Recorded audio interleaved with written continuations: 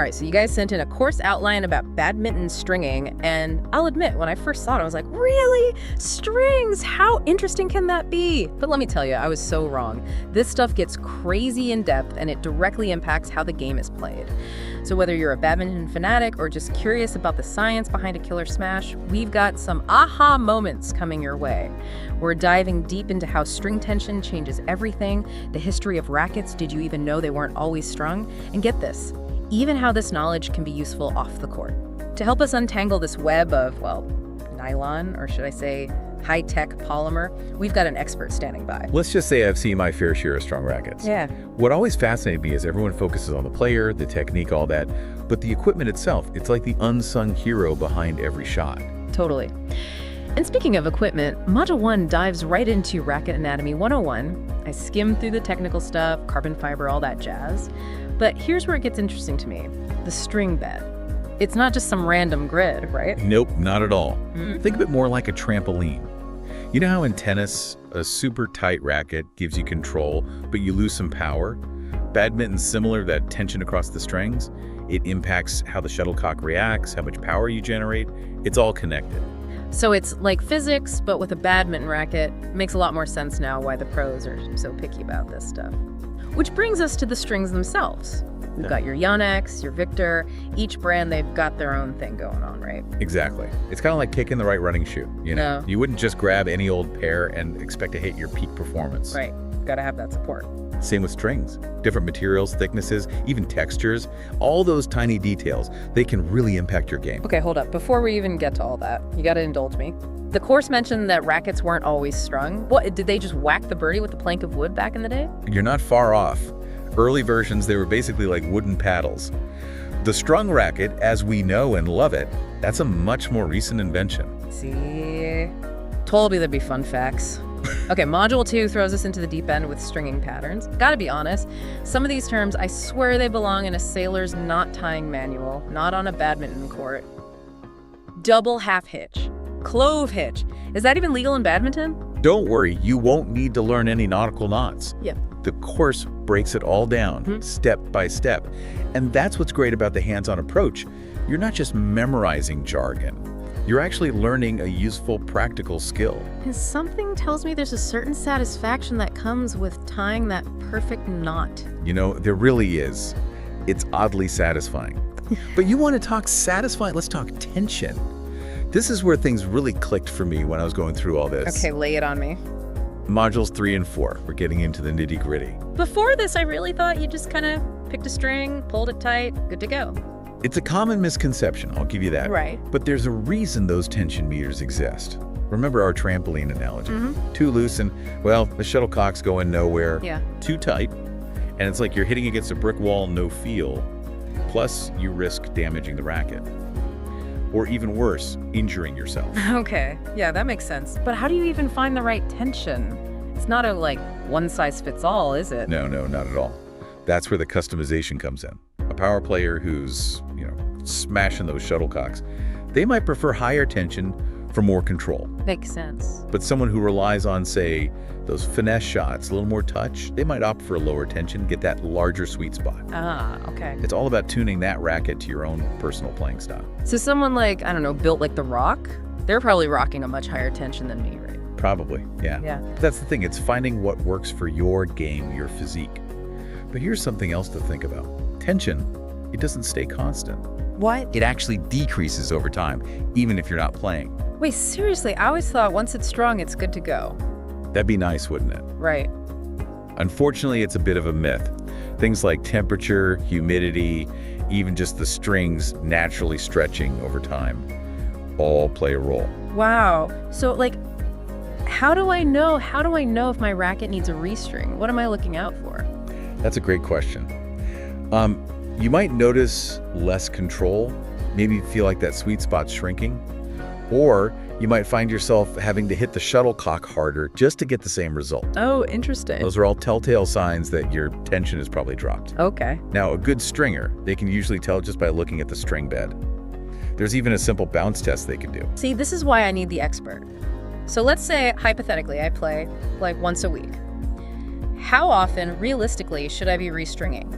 For a casual player, once, maybe twice a year. That's a good starting point. Okay. But someone playing, say, multiple times a week, or even professionally, Right. they could be restringing multiple times a week. Whoa, okay, there's no way they're doing that themselves mid-tournament. Right. Yeah. So how do you even, I don't know, how do you even begin to string a racket? It just seems so intricate. Well, that's where those hands-on modules come in. Yeah. Modules 5, 6, and 7. We get into the tools, string selection, the whole process.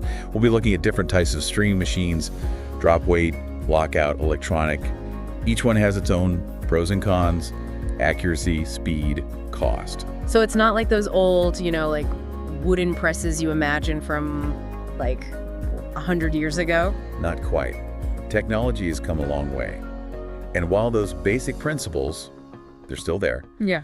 modern machines, they give you a level of precision you just couldn't get before. Got it. So, for example, with a drop weight machine, well, the name kind of gives it away. You're using gravity to apply the tension. Okay. But then you've got electronic machines, everything's computerized, super accurate tension every single time. Computerized, huh?